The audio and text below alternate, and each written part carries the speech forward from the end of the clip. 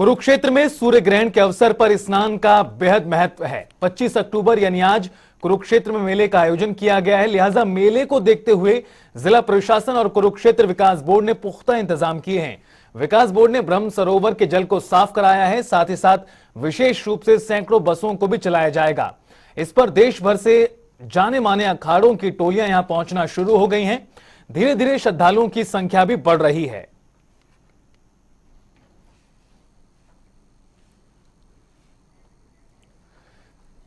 तो आज साल का आखिरी सूर्य ग्रहण है और इस मौके पर कुरुक्षेत्र स्थित ब्रह्म सरोवर की जो मान्यताएं और आस्था है उसका महत्व बहुत ज्यादा दिखाई देता है। उसका एक विशेष कारण भी है। ब्रह्म सरोवर का पौराणिक इतिहास है। तो सूर्य ग्रहण के अवसर पर यहां लाखों की संख्या में श्रद्धालु आस्था की डुबकी लगाने के लिए पहुंचते हैं। इनकी संख्या लाखों में पहुंचती है और कई दिनों से ही जो श्रद्धालु हैं वो पहुंचना शुरू कर देते हैं आज स्नान करने के लिए, क्योंकि ब्रह्म सरोवर की मान्यताएं बहुत ज्यादा हैं और माना जाता है कि पौराणिक काल में भी यहां पर देवी देवताओं का आगमन रहा था। यही वजह भी है कि इस स्थान को काफी ज्यादा पवित्र माना जाता है। ब्रह्म सरोवर एशिया का मानव निर्मित सबसे बड़ा सरोवर है, जिसकी परिक्रमा करने में ही कई किलोमीटर गुजर जाते हैं।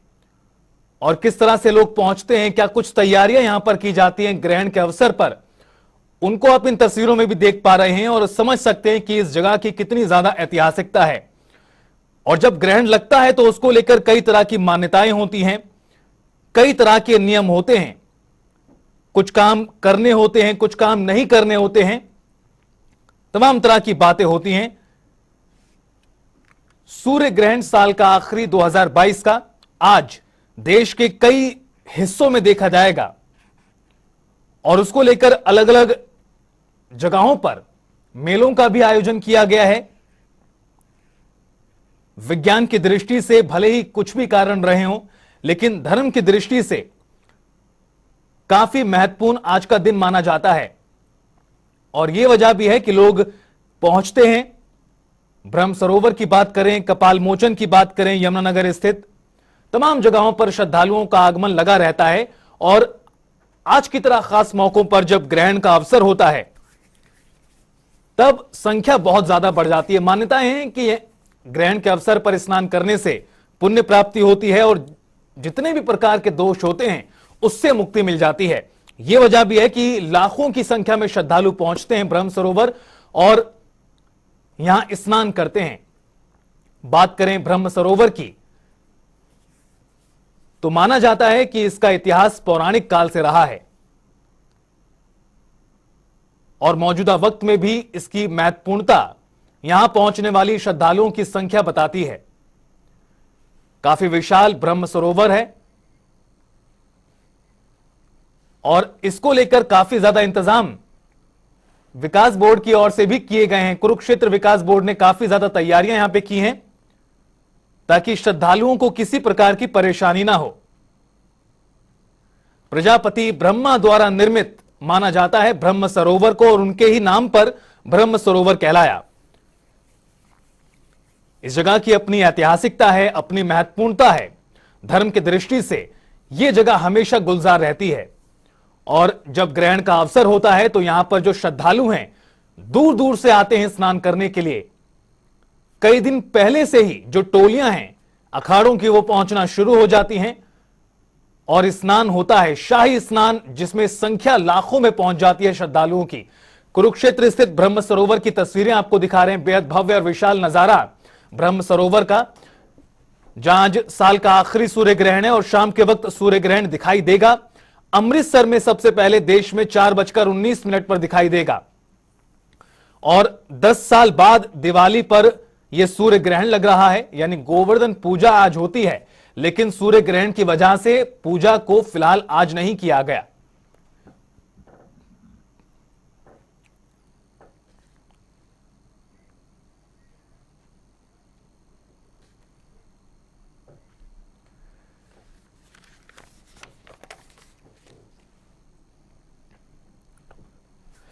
और मैं स्वागत करना चाहूंगा इस चर्चा में आगे बढ़ने के लिए हमारे साथ आचार्य डॉक्टर राहुल तिवारी काशी जी जुड़ गए हैं। बहुत स्वागत है सर आपका जनता टीवी पर।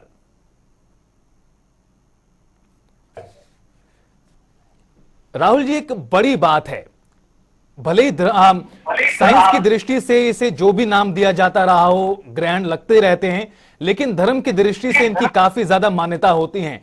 और इस मौके पर बात करें कुरुक्षेत्र स्थित ब्रह्म सरोवर की, तो वहां पे जो श्रद्धालुओं की संख्या है लाखों में पहुंच जाती है। मैं सबसे पहले आपसे जानना चाहूंगा कि इस मौके पर, सूर्य ग्रहण के मौके पर स्नान के क्या मायने हैं? सर, ग्रहण का सामान्य अर्थ है जो मूल प्रकृति है, प्रकृति पंच महाभूत है, उसका जो सौर्य राजा है, हमारा सूर्य सौरमंडल का राजा है, उस पर संकट आना। धार्मिक दृष्टि से पौराणिक मान्यताओं के अनुसार जब राहु या केतु इन दोनों ग्रहों में से कोई भी एक ग्रह सूर्य के अधिक समीप आता है तो उसे सूर्य को वो ग्रह सूर्य को अपना ग्रास बनाता है।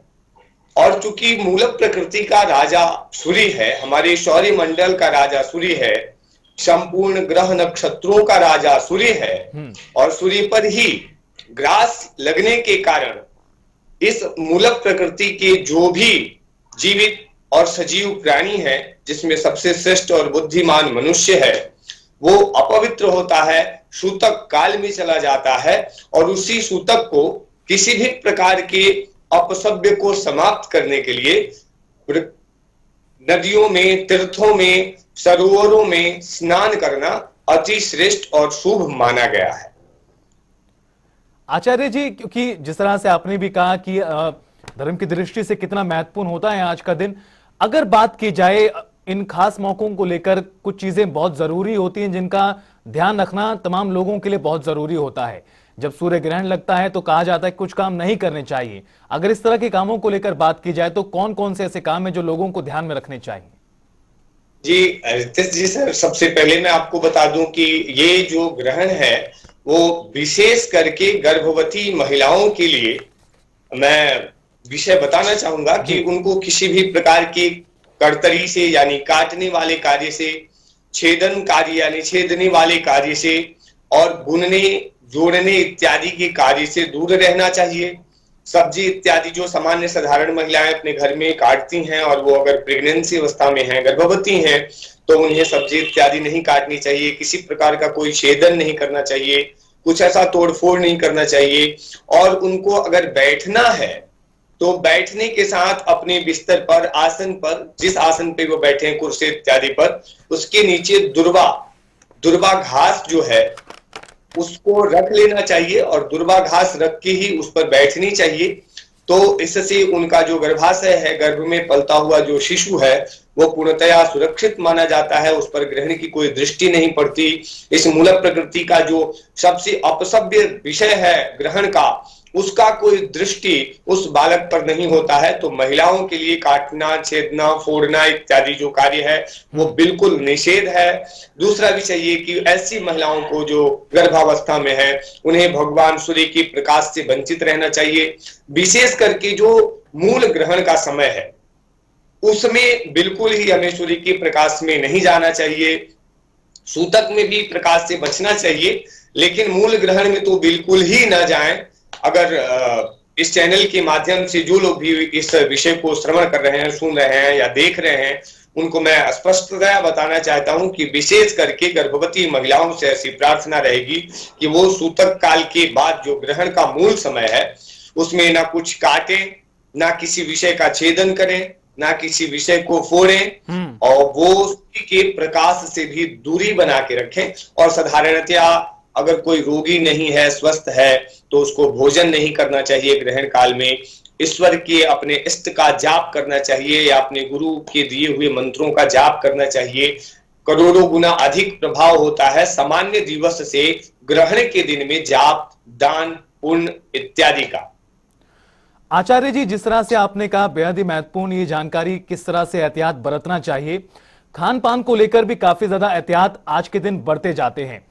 इतना ही नहीं, जो सूर्य की किरणें हैं, बताया जाता है कि उससे आंखों को भी काफी ज्यादा नुकसान पहुंचता है।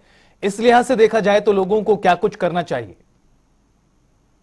जी गौतम जी, भोजन के विषय में सामान्यतया ये है कि आप भोजन तो पंचांग में या जो पुराण है भारतीय मान्यताओं के अनुसार उसमें ये है कि सूतक काल से स्पष्टतया भोजन का निषेध बताया गया है। मैं आपको ऋषिकेश पंचांग जो काशी से प्रकाशित होता है, जी। उस ऋषिकेश पंचांग का एक श्लोक है कि सूर्य ग्रहे तु नामेशम यात यामत यात चष्टये चंद्र ग्रहे तु यामासीन बाल वृद्धा तु रैन्यपि।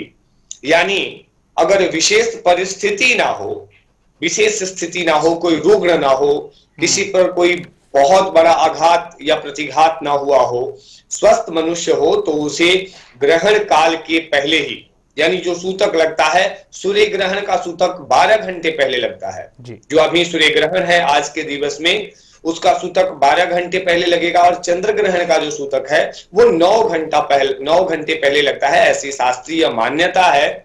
तो 9 घंटे पहले चंद्र ग्रहण में और 12 घंटे पहले सूर्य ग्रहण में हमें भोजन का त्याज्य कर देना चाहिए। यानी आज शाम को अगर 4:30 के बाद से ग्रहण दृष्टिगोचर है, तो हमें प्रातः काल ही 4:30 के बाद भोजन का निषेध कर देना चाहिए। किसी भी विषय से अगर मनुष्य स्वस्थ है, वो सनातन परंपरा को, धार्मिक मान्यताओं को मानने वाला है, वेदों में उसकी आस्था है, पुराणों में उसकी आस्था है, मूल प्रकृति को अपने आस्था का केंद्र बिंदु मानता है, तो ऐसे व्यक्ति को भोजन से दूर रहना चाहिए। हाँ, बहुत आवश्यकता होने पर पेय पदार्थ, चाय, दुग्ध, जल इत्यादि थोड़ा बहुत हम ले सकते हैं, वो भी 3-3.5 घंटे पहले तो बिल्कुल ही निषेध है। आचार्य जी, कहा जा रहा है कि करीबन 1300 सालों के बाद कुछ इस प्रकार का संयोग बन रहा है कि दिवाली के बिल्कुल अगले दिन यानी आज ग्रहण लग रहा है और जो राशियां हैं उसको लेकर संयोग काफी ज्यादा विशेष माना जा रहा है। क्यों आखिरकार इनकी इतनी महत्ता होती है? बताया जा रहा है 1300 साल बाद कुछ इस प्रकार के जो घटनाएं हैं वो घट रही हैं, 1300 सालों बाद ये संयोग बना है। सर देखिए, जैसी पौराणिक मान्यताएं हैं और जैसा हमने अभी तक अध्ययन कर पाया है, रिसर्च कर पाया है इस ग्रहण में, महाभारत काल के बाद पहली बार ऐसा संयोग आया है, या ये दुर्योग बना है, इसको संयोग नहीं कहेंगे, दुर्योग बना है कि एक ही महीने के दोनों तिथियों में, एक पूर्णिमा और एक अमावस्या, अमावस्या में सूर्य ग्रहण और पूर्णिमा को चंद्र ग्रहण लग रहा है। ये महाभारत काल की उथल पुथलता के बाद पहला अवसर है। 1300-1400 वर्ष, 99 वर्ष बाद ये विषय आया है और इसका मूल प्रकृति पर, मनुष्य पर, पृथ्वी के प्रत्येक सजीव व्यक्तियों पर जो प्रभाव है वो पहले से दृष्टिगोचर है। जैसे हम देख रहे हैं कि कोई भी जो मुहूर्त या दुर्योग बनता है उसका प्रभाव पहले और बाद में दोनों समय दिखता है। तो हम रसिया यूक्रेन का विभीषिका देख रहे हैं, भीषण युद्ध देख रहे हैं, भारत और चीन का वो संघर्ष देख रहे हैं जो कभी भी युद्ध में परिणत हो सकता है। आंतरिक दृष्टि से भी भारत में इस समय अभी हम लोग एक बहुत बड़े महामारी से बाहर निकले हैं और अभी अभी हमारी व्यवस्थाएं सुदृढ़ होकर मजबूती की ओर अग्रसर हो रही हैं। भगवान ना करें, ईश्वर की कृपा भारत पर ऐसे ही बनी रहे, विश्व पर भी बने, कि हम किसी दूसरे महामारी से या किसी दूसरे विभीषिका से जुड़े। लेकिन ये जो चीन के साथ हमारा तनाव चल रहा है, ये किसी बड़े दुर्घटना और संभावित प्रलय की ओर संकेत है। जो रसिया चीन का युद्ध है वो संभावित दुर्घटना और बड़े प्रलय की ओर संकेत है। ये अर्थ होता है मूल प्रकृति में बदलाव का। जब भी हमारा मूल प्रकृति बदलता है, इस तरह का ग्रहण इत्यादि लगता है या इस तरह के दुर्योग बनते हैं एक साथ, जो पाप संज्ञक नक्षत्र हैं, पूर्व संज्ञक नक्षत्र हैं या पूर्व संज्ञक ग्रह हैं, उनका मिलन होता है, उनकी राशियां मिलती हैं, तो इस तरह के दुर्योग और दुसंयोग देखने को मिलता है। कई राज्यों में गृह क्लेश होता है, कई राज्यों में राज्य विच्छेद होता है, जैसे आपने अभी ब्रिटेन में देखा। एक विषयांतर होके मैं बधाई देना चाहूंगा श्री ऋषि सोनक जी को, जो भारतीय मूल से गौरव प्राप्त करने के बाद ब्रिटेन में पीएम बने हैं। तो ये भी बदलाव जो निरंतर हो रहा है बड़े बड़े कंट्रियों में, बड़े बड़े देशों में, ये भी इस ग्रहण का परिचायक है। जब भी मूल प्रकृति में बदलाव होता है, मूल प्रकृति की स्थितियां बदलती हैं, उसकी विभीषिका हम पृथ्वी वासियों को, हम मृत लोक वासियों को झेलना पड़ता है। और ये हमारे सामने आती है, वो शास्त्रीय संदर्भ में हम नहीं देखते हैं आज के डेट में, क्योंकि हम विज्ञान को सर्वोपरि मानने लगे हैं। तो हमें पुनः शास्त्रों का निचोड़ ग्रहण करना चाहिए। और ये सब जो विषय है, तदार्थ ग्रहण क्या है, सूतक क्या है, पाप संज्ञक नक्षत्र क्या है, कूर संज्ञक राशियां कौन कौन सी हैं, उस पर क्या प्रभाव है, इसको जानना समझना चाहिए। और इसका स्पष्ट और स्पष्टीकरण भी हम उदाहरण के तौर पर रसिया, यूक्रेन, भारत, ब्रिटेन इत्यादि के विषय में हमने जो बताया वो संदर्भित विषय आपके सामने है। आचार्य जी, तमाम तरह के उदाहरण आपने दिए, किस तरह से दुनिया में बदलाव हो रहा है इन चीजों की वजह से। बड़े बुजुर्गों को इस बात का इल्म है, लेकिन जो नौजवान हैं, जो युवा हैं, उनमें इसको लेकर ज्यादा जागरूकता नहीं होती है। सूतक काल क्या होता है, क्या कुछ इससे जुड़ी अन्य चीजें हैं, उसको लेकर लोगों में जागरूकता ज्यादा नहीं है, खासतौर पर युवाओं में। साफ तौर पर किस तरह से बदलाव है, उन तमाम चीजों को लेकर आचार्य तिवारी जी हमारे साथ जुड़े थे, वो तमाम बातें बता रहे थे, क्या कुछ करना चाहिए, क्या कुछ नहीं करना चाहिए। बहुत बहुत शुक्रिया आपका आचार्य जी हमारे साथ जुड़ने के लिए, तमाम बातचीत के लिए।